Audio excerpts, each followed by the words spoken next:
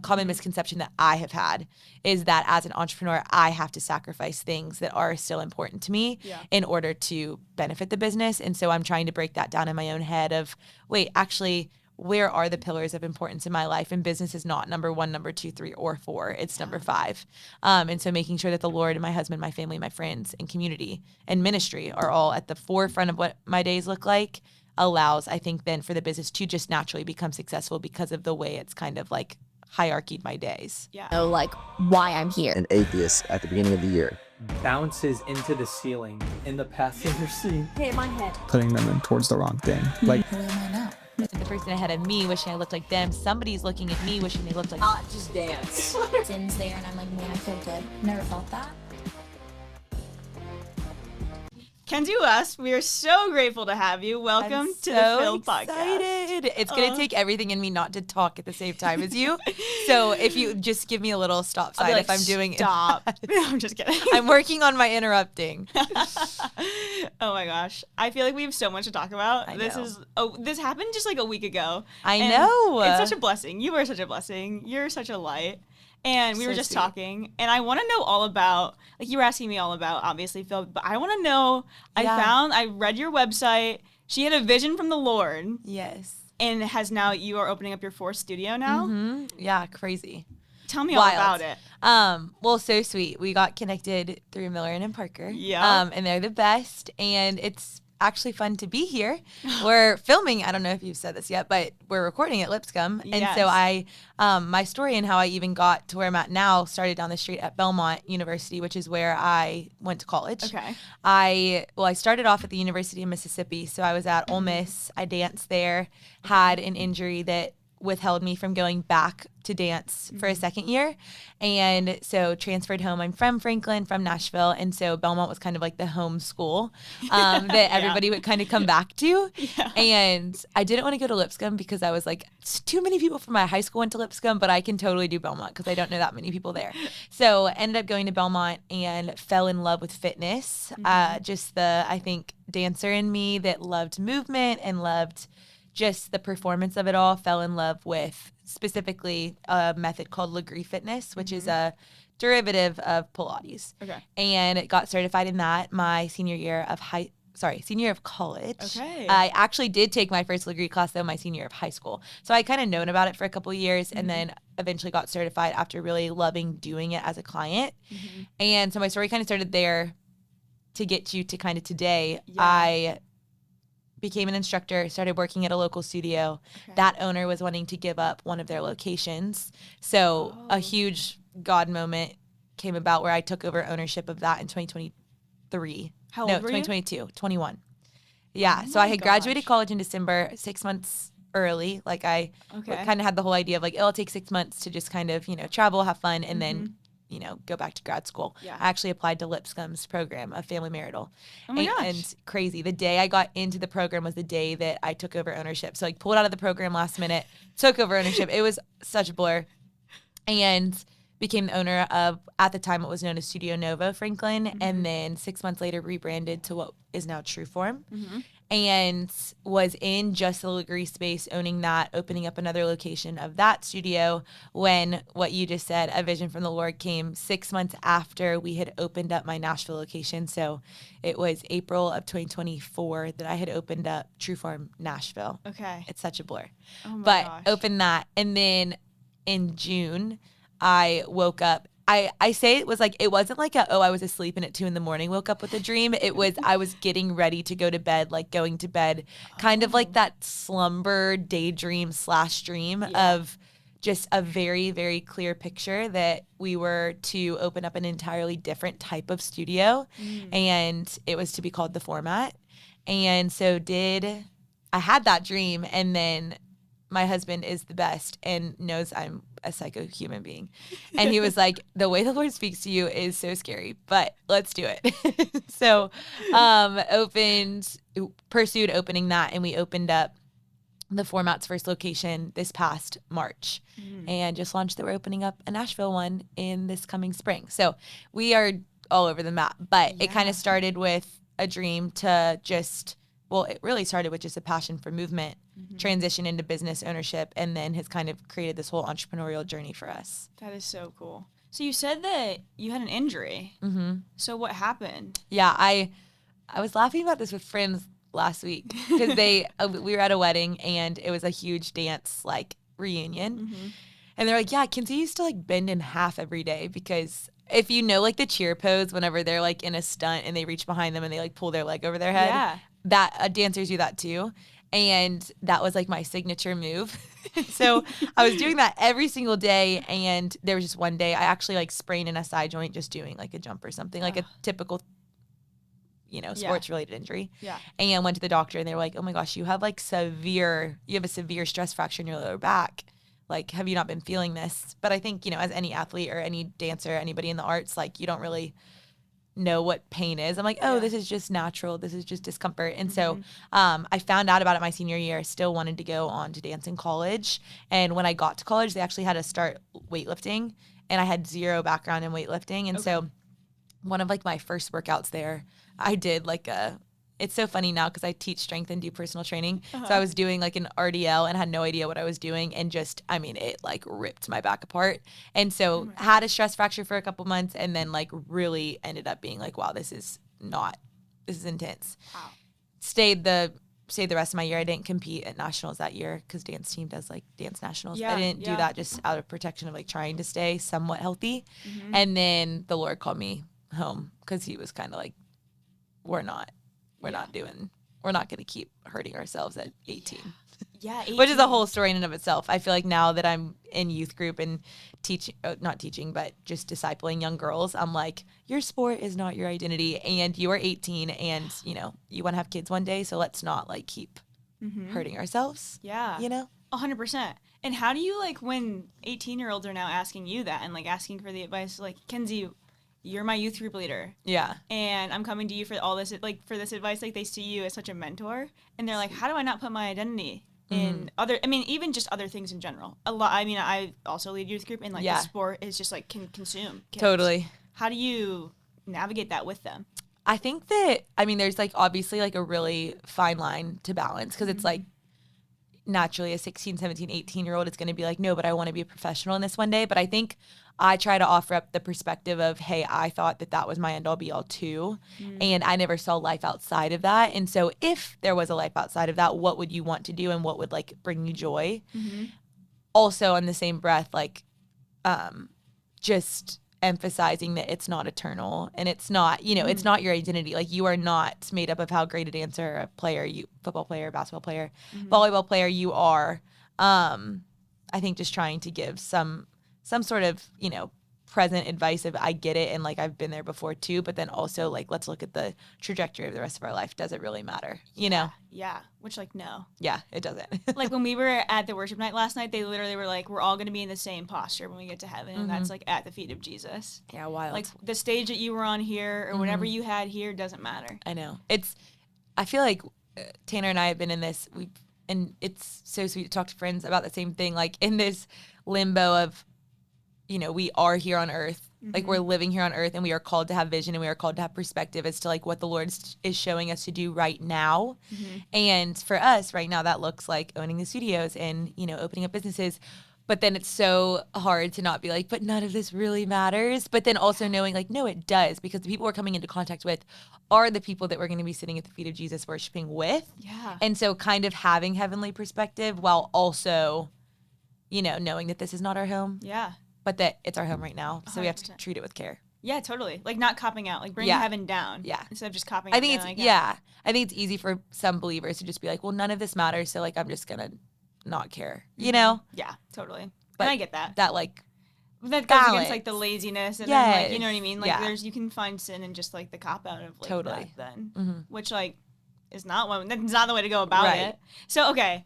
I love I saw how you approach business, and I love how you say, I like approaching business with the personal aspect of it, like your personal life. How do you manage that? Because that's like low-key a controversial way to approach business by allowing your personal life to seep into that. Totally. Well, I don't know if you saw my story this morning, but I was telling you that this morning, like woke up and I think well, two things here. It's so interesting. I feel like we're in this is obviously getting a little bit more like business philosophy. But there's Tell us. such there's this like wave of like businesses that are front facing with their owner, if that makes sense. So I feel like a lot of the businesses that we're seeing today, it's either like an influencer or a, public figure or just like a really cool entrepreneur, and they are the face of everything that they're doing. And that is really different from like 5-6 years ago. I think if we were to look at the businesses that were,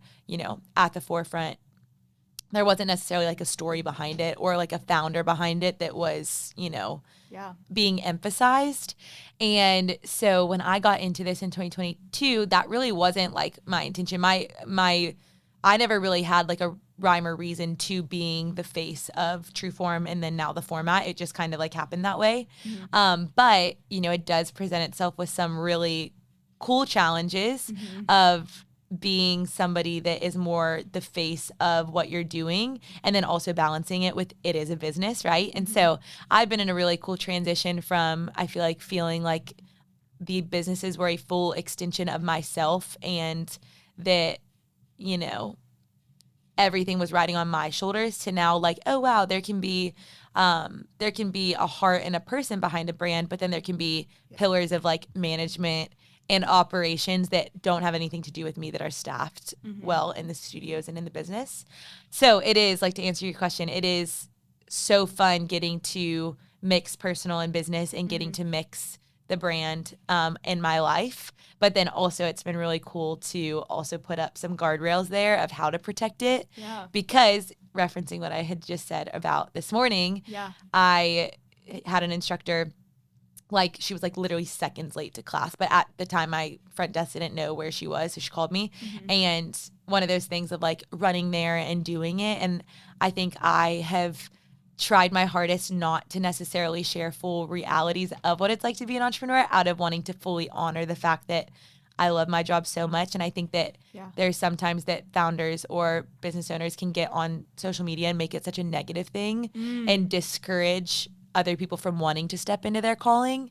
So I'm always so careful to not talk about like negative things or, hey, this morning is not going as planned, right? Like I never want to post or put that out there because I wouldn't want it to like strain somebody's desire to do it too. So it's all about balance, and I think all about like really having perspective of, okay, what should be shared here as a person while also being mixed with the brand. Does that make sense? Yeah, totally. Was it hard to take the leap of faith back in 2021 or 2022 when you started the business? 2021, I was like kind of initially brought about the idea. Okay. And then in April of 2022 is when it like all kind of happened. Yeah. I think that if my friends that know me know that I kind of get anxious after. Like there's never like I don't really have any feelings of like fear or anxiety when I'm making a decision. It's more so after that I'm like, oh wait, should I have done that? Like, was that smart? And so I don't like, I have yet to experience like a crippling like decision-making moment. I think that a lot of the time I'm praying so hard for like a miracle to happen or for an opportunity to come about. And then when it happens, I'm like, boom, let's do it. Yeah. And that's often my advice, because I think that sometimes we can like pray for a miracle, and then it's happening, and then we're like still, oh, should I discern this? And like, is this what I'm supposed to do? And I'm like, wait, you've been praying for this for 7 years. Of course it's what you're supposed to be doing. It just happened. So I didn't have anything off the bat that I was nervous about. I think it was more so after that I was kind of like, crap, I have no idea what I'm doing. Yeah. But that's the best part. Because you didn't major in business, right? No. I majored in psychology, and at the time it was like a minor in social justice, which was in the social work department. So completely unaffiliated, because my goal was to become a family therapist, because Lipscomb here has a really amazing program. So that was kind of the dream. I don't know why. There's really no purpose. I have a running joke with my family of I wanted to be a family therapist because I love talking, and I love talking to people. Yeah. And then I had one of my like when I was in college doing internships, and she was like, well, you're going to learn very quickly. You don't talk at all, and you actually listen to everybody else talk the entire time. So I'm very grateful I'm in the field I'm in now, because I actually just like talk at people for 45 minutes in a group fitness class, and they don't talk back to me at all. So I'm getting my dream If they talk back to you, it's probably- in a way that's different. Yeah. And they talk back to you, is it like bad? Like No, I'm like, well, just think about it. When you're in a group class, you're not like, no one's saying anything other than like, oh my gosh, this is really girl's hard. killing me right now. Literally. So how many classes now that you have like so the fourth one it's what, you guys just broke ground? Yes. Yeah. Well, it's called a cold dark shell build out, meaning that, we basically get it delivered and it's just concrete. And so they're still building the actual building. So there's apartment complexes above us, and those are still under construction. Wait, that'd be like a crazy temptation of like, I want to go like join this plot as like a girl. If I was living in an apartment complex above it, I'd be like, wait, I really want to go. That's the goal. We always try to find a location that has like either close by, multifamily units, or above it. Yeah. So that would be, there's like coffee shops back home in Chicago where I'm like, if I lived up there, I'd be down there all the time. I also don't think we've talked about, I'm running the Chicago Marathon in 3 weeks. Oh my gosh. Yeah. Wait, have we talked about that? No, we haven't. Yeah. Oh my gosh. I know, I'm pumped. How are you feeling about it? So good. It's my first one, so that's as so long amazing. as it's not, the only thing I'm worried about is the severity of the wind. Like I've heard that it can be really, really intense. Yeah. That's the only thing I'm praying is like subdued. It's still really warm up in Chicago. Great. So you might, like, honestly, fall, like, hasn't happened yet. Oh, amazing. Like, we left and it was, Hopefully like, 80 degrees. And so you might be okay. Because usually, like, if it's fall, like, the lake really brings in, like, the wind or whatever. Right. But honestly, you'll be fine. We'll see. I'm excited. We'll see what happens. That's awesome. Okay, wait, I'll be there. So I'll have to find you and cheer you on. Yes, because please do. That will be awesome. I'm pumped. Yeah, I've heard it's, like, the most stunning course ever. Oh, yeah, I'm sure. Because I'm sure you guys are running the lakefront at some point. It's like you start in Grant Park. Oh, yeah. Yeah. That's like start right and finish there. Yeah. Oh, my gosh. Have you been to Chicago? Yes. My husband's, the company he works for is actually based out of Chicago. So we've been there a couple times just for his work. And then, I love it. I actually love it so much. Yeah. I've never been in the winter, but I feel like that would change my mind. It doesn't get as cold anymore, though. Okay. Does it get cold here? Like, what's freezing? Okay. To me. I don't know what freezing to you would be, but to me, it's freezing. I feel like we get a couple of, like, negative days, and then it subsides. And then it's like, it's in the 30s, 40s, the rest of the winter. We used to, like, when I was a kid, we used to get, like, dumped on with snow. Yeah, well, before we moved here, I was telling you we moved here when I was in middle school. Yeah. My dad and his whole side of the family, my mom as well, is from Pittsburgh, Pennsylvania. Okay. So I remember, like, when we were young, we would do, like, tunnels in the driveway because there was so much snow. Yeah. So and then now it's like 40 degrees and I am shivering and hate my life. You're like, I thought I moved here for like the this warmth. is terrible. I'm sure getting up at like 5 a.m. too on like the cold mornings. It's so cold and it's starting to get dark already. So are you waking up every morning? It's dark out. Well, as of this morning, I feel like it wasn't this dark. Like today was like, I think it's also kind of gloomy out, but it was dark this morning. Yeah. Well, yeah, it was pouring. We walked outside and I was like, oh, we need to like put things in like trash bags to get them to the car now. It was wild. It was like this torrential downpour. Yeah, crazy. But yeah, I'm sure it's not easy to get up then in like the winter when you're like, oh, I just want to stay in bed. Okay, extra large sweatshirts and sweatpants. So I want to ask you, how many classes are you teaching now that you're, like, did you start out and you were teaching, like, a lot more, and has it kind of subsided? What does that look like for you now? Yeah, well, I feel like as the studios have grown, my, naturally, just the day's tasks have grown. Yeah. And I talk about this with my friends a lot. One, like, thing I've been navigating is I always want to be fully present when I'm doing everything. Mm-hmm. And so I feel like I've kind of entered into this new season of like, wow, I was teaching a lot. I was teaching 3 classes a day. So like I would kind of pop around and at least teach 3 a day. Mm-hmm. And I was just noticing like that's 3 hours out of what a standard 8 to 10 hour workday that I was just kind of out of office, like out of commission, couldn't really respond or answer, do anything. Mm-hmm. And so I've transitioned to now like the max I'll teach is 2 a day. I also do some like private training with clients at their houses. Okay. So I try to keep it like 2 hours a day that I'm teaching or training. Mm-hmm. So yeah, I teach, those of my clients in Nashville know I teach Monday through Friday, whether it's format or true form, I'm teaching one of them. Yeah. Okay. Wait, that's so cool. Super fun. That You'll have to come I should have come. Yeah, we should have tried next this time you're weekend. here. Next time. Well, there will be a next time. Yes. Because now I'm like, I don't even want to leave. Maybe she's moving here. Maybe she's moving here. Actually, I'm packed up. I'm actually already packed up back in Chicago, coming home. No, I'm just kidding. Come I'm on. just Bye, Mom and Dad. Bye, Mom and Dad. I'm moving to Nashville. My brothers like live like on each coast, so like. Oh, there we go. You can just go south. It doesn't really matter where I go at this point in Yeah. my life. Like, Yeah. does They're not matter phased. at all. No. So, what would you say is like the biggest challenge of owning your own business? Great question. I think it honestly would change by the day. I think that, again, I always want to be so honoring of the fact that this is my dream, and also so many, like, I've had so many incredible conversations with so many other amazing women and men that like want to do this too. And so it's always, they ask me this question. I do consult calls and like talk with people that are interested in this field. And that is always the question I get. And I always am like, gosh, like, again, it does change by the day. And what I say now, I would never want you to like be afraid of. I think that the challenge that I've been facing right now is truly when to like shut off, because nobody is telling me what is due and nobody is telling me what is next.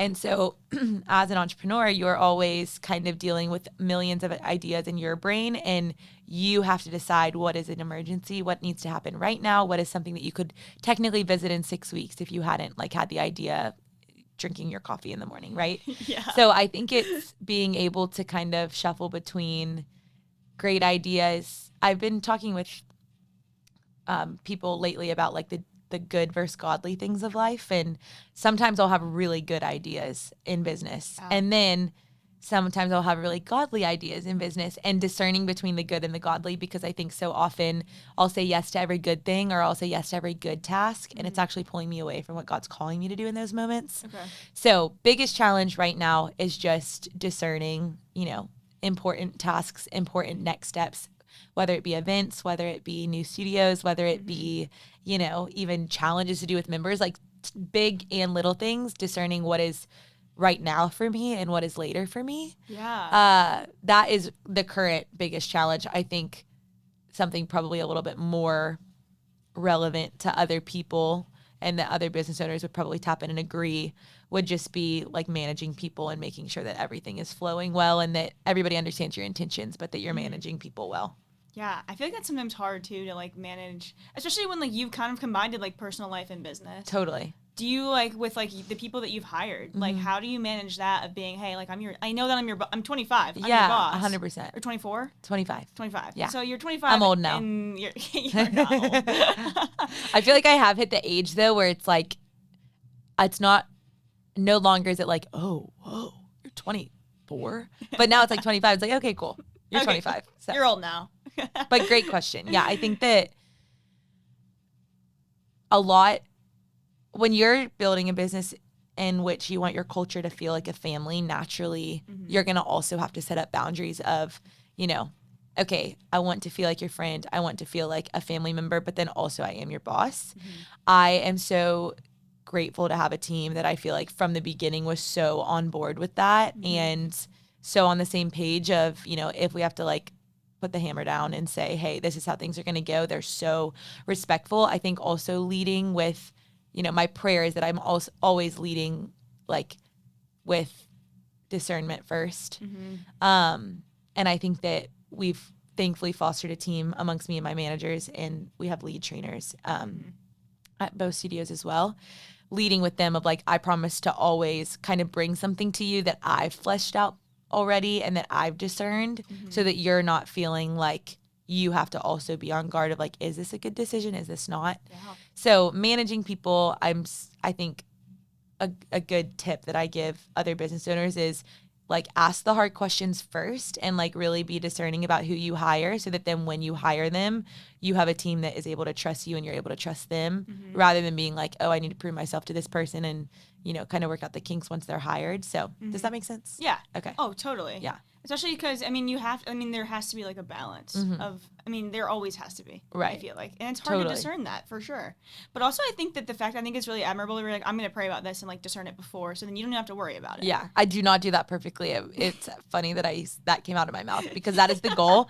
But this weekend, my manager called me And she was like, hey, like, just want to bring this to you. Like, you know, can you provide more clarity on this? And then like I had a whole entire like 15-minute conversation where I was just talking, and she was like, are you verbally processing right now? Or is this like your infinite? I was like, oh, I'm totally verbally processing. Let me get back to you in like 5 seconds and let you know what we're actually going to do. She was like, great. So that is always the goal to go into it, having discerned. Don't do it perfectly, but definitely the goal and what I try and aim to do. Yeah. Well, we're all imperfect, right? Yes. So, Yes. which is cool that you have like, even like one of the managers is like, hey, like, is this like, are you just like, even the fact that she can recognize that, he or she can recognize that. Oh, and yeah. Like, oh, yeah, She's let me the just best. 5 minutes and we're good after that. Totally. Which pro tip, like, I think it's important in any field. Like, I know that there's going to be people listening to this that are not business owners, but really in anything that, you know, you're able to have a work environment where you can kind of come into it knowing each other's intentions, even if it's a non-believer versus a believer. I work with a lot of non-believers,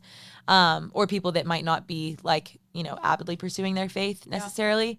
And it's still important to know that like, hey, we're on the same page. We know each other. Like we're believing the best in one another in all seasons. Totally. I feel like everyone online, you kind of mentioned this, loves like a successful entrepreneurship story. You know what I mean? Like I feel like there's so many types of videos out now that people are walking up to business owners or being like, how'd you make your first like million, yada, yada, yada. Totally.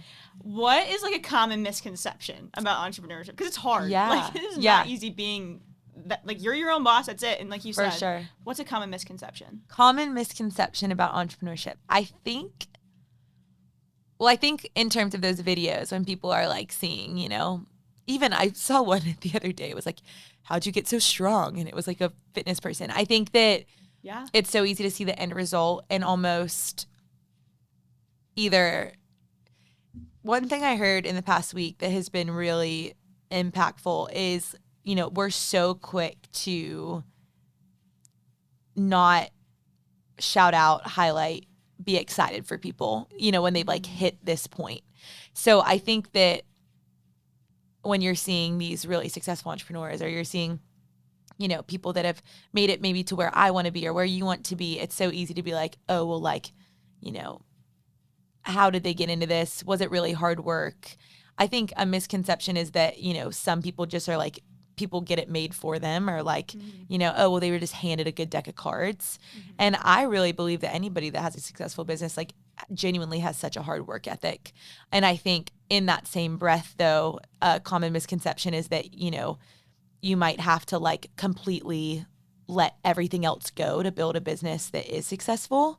And one thing that I'm really trying to break down, even in my own head, is like, just because I have goals and dreams for my businesses and for the studios doesn't mean that I have to sacrifice community, sacrifice my relationship with the Lord, sacrifice my relationship with my family, or like, you know, work from sun up to sundown. Like that is the temptation. The temptation is to do that. And I'm not saying that very successful entrepreneurs haven't done that and like sacrificed those things. But I think maybe to answer this more clearly, a common misconception that I have had is that as an entrepreneur, I have to sacrifice things that are still important to me in order to benefit the business. And so I'm trying to break that down in my own head of, wait, actually, where are the pillars of importance in my life? And business is not number 1, number 2, 3, or 4. It's number 5. And so making sure that the Lord and my husband, my family, my friends, and community and ministry are all at the forefront of what my days look like allows, I think, then for the business to just naturally become successful because of the way it's kind of like hierarchied my days. Yeah, totally. That makes so much sense too. Of like, oh, I love how you said it's not 1, 2, 3, or 4.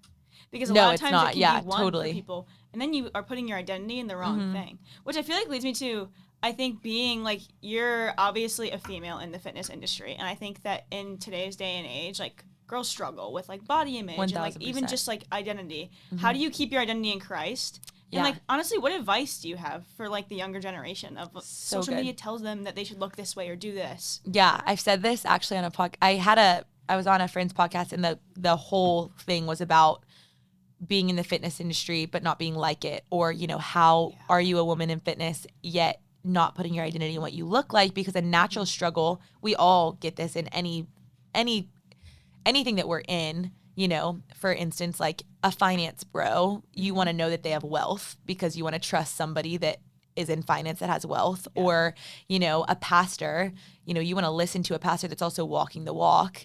And it goes the same for fitness. I think that, you know, people naturally want to be led by somebody that looks a certain way that they want to look like. And in that same headspace, it's such a pressure of, oh my gosh, okay, as a Pilates studio owner or as somebody that is in the fitness industry as a personal trainer, I have to look a certain way for people to trust me.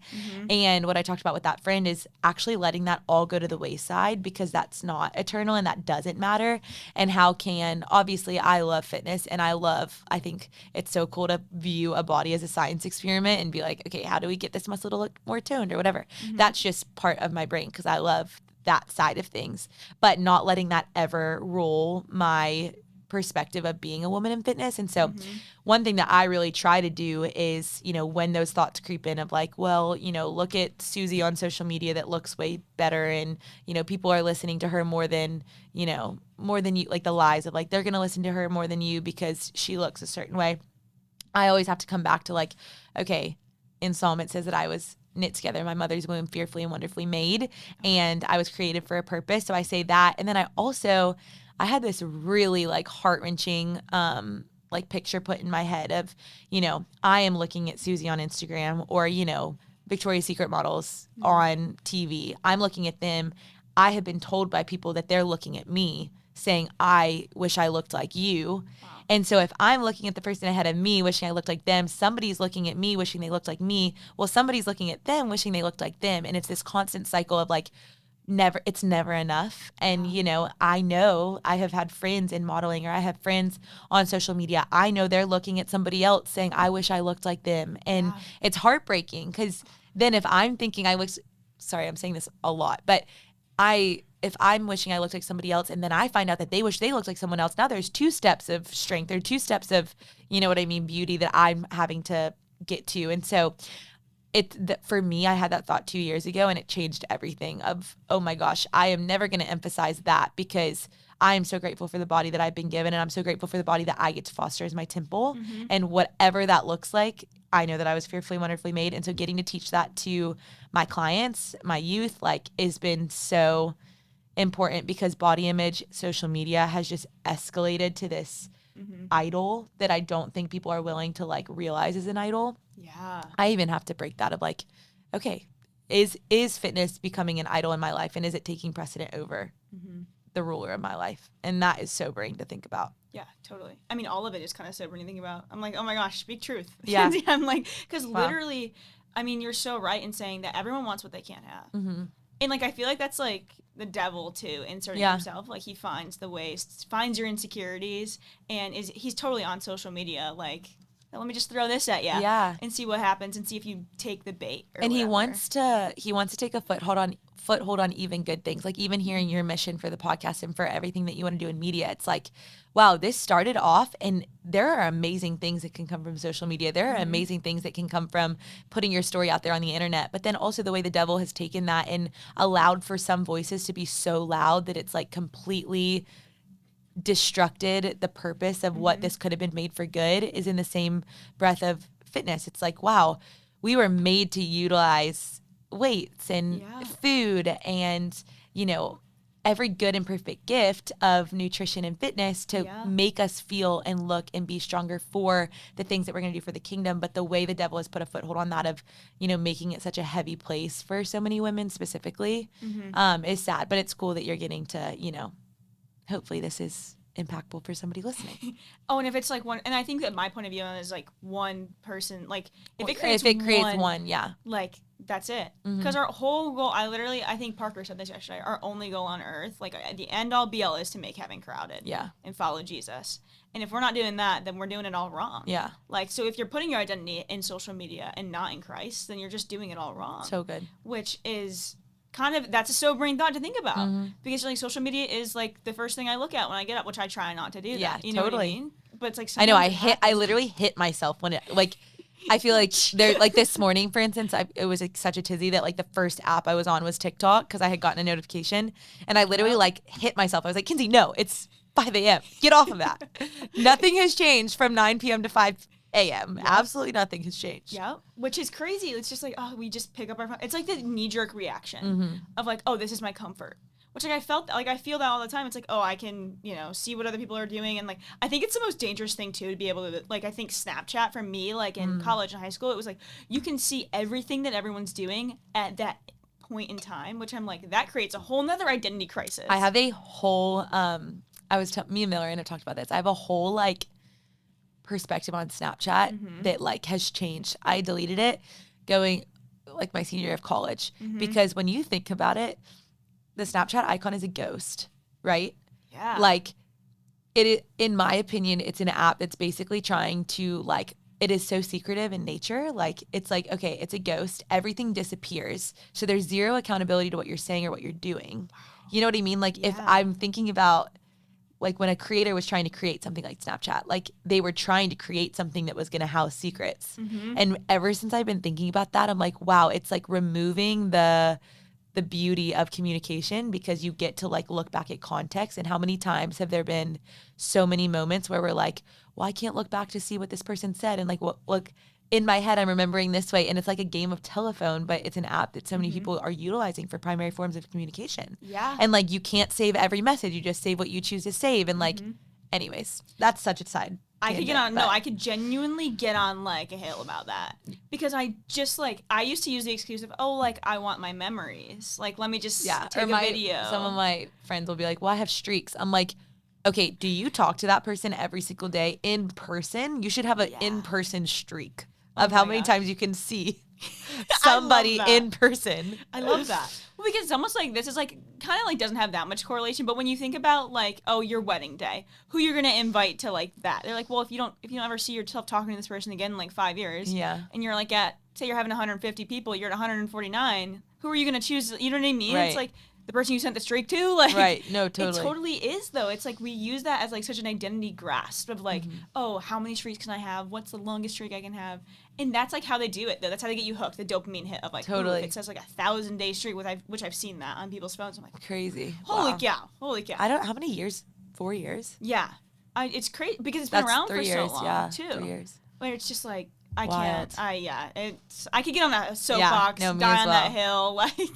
And I think to like bring it back to what we're talking about too, like how often are these platforms like Snapchat or TikTok or Instagram like actually taking me away from the vision that the Lord's given me? And that's been something that I've really been, teetering is like, okay, Lord, like we were saying earlier, like if every believer gets off of social media and says like, okay, I call it quits, I'm off of this, like who's actually going to be, encouraging and captivating minds that need it?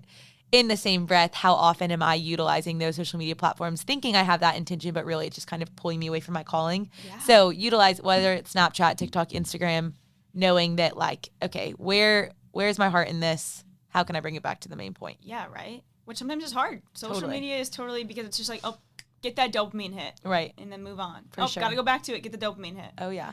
Okay. So before we close, we're ending every podcast by playing Hot Seat. Love. Okay. So I'm going to put you in the hot seat. I love a couple that. of questions kind of curated to what you're up to.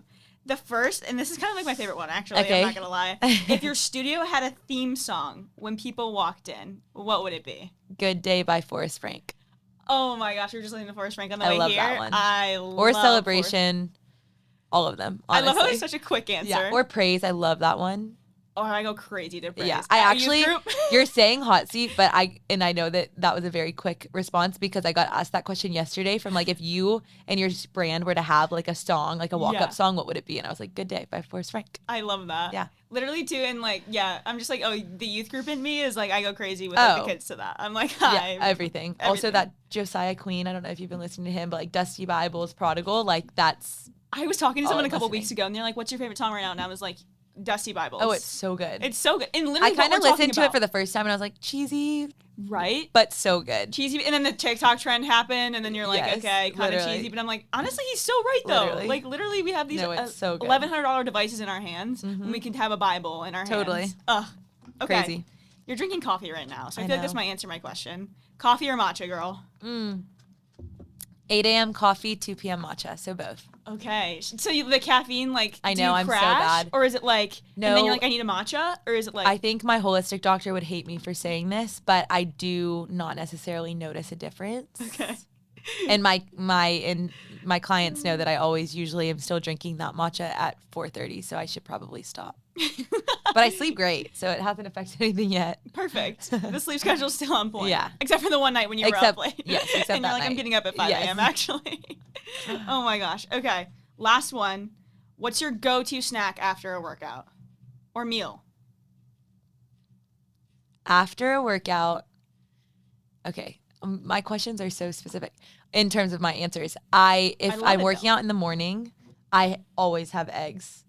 Like Okay, perfect. eggs, not bacon, like chicken sausage. That's what it is. Oh, I love Always chicken have that. But if I'm needing just like I work out in the middle of the day, just taught a class, I am like a protein bar girl. I do love a protein bar. I've been Pro Mix. I don't know if you've heard of it. They have really good little like Rice Krispie treat protein bars, and they're super good. Okay. So Pro that would be Mix. my go-to snack. Might have to try it. Yeah.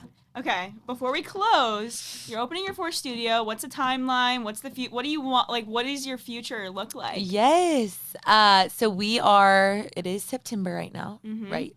It's almost October. It's almost October. Which is wild. Crazy. We will begin building that in the end of 2025, early 2026. So we are thinking spring for studio number 4. But yeah, right now it's just kind of maintaining what we have and kind of like what we were saying in the podcast, listening to what the Lord has and discerning the good and godly decisions for all the things. And yeah, you'll have to come back when it opens in Oh my gosh. the spring. I will. Would love nothing more than to come back. And when you're in Chicago, you have to shoot me a text. Okay, yes. And the marathon is coming up. Yeah. So How long that will is you be in also, Chicago? we are flying in that Friday, coming home Monday. Oh, that's a fast trip. Oh yeah, but the marathon is on Sunday. I was like, I'm not getting on a flight that night. Yeah, no. So we'll fly home Monday afternoon. Well, you'll have to let me know. I will. If I don't see you, you'll have to let me know how it I'll- goes, but we'll try. Totally. I'll see you at the finish line. You'll be there. Perfect. I will be there. Okay, how can I be praying for you? So sweet. I think really I would love prayer over just the studios and the growth and the people there, that they would just continue to experience what the vision and the mission is, which is to bring people to know the Lord and bring people to know who they were truly created to be. And gosh, I would say like I'm joining alongside the prayer of you is that we could begin to allow media and culture to just be more infiltrated with believers. So Yeah. Amen. Can I pray really fast for yes, us? I Okay. would love that. Dear Lord, I just thank you for Kenzie, Lord. I thank you for this blessed conversation that we got to have today, Lord. And the fact that you've put this all together in the last week, I just give you all the praise, Lord, for our safe travels. And I just pray over Kenzie and her businesses, Lord, that you can give her the ultimate discernment of what your calling is for these next steps. And the opening of the fourth studio, Lord, this spring, I just pray that everything can move smoothly. You can give her the visions that she needs to make this happen and honor you, Lord.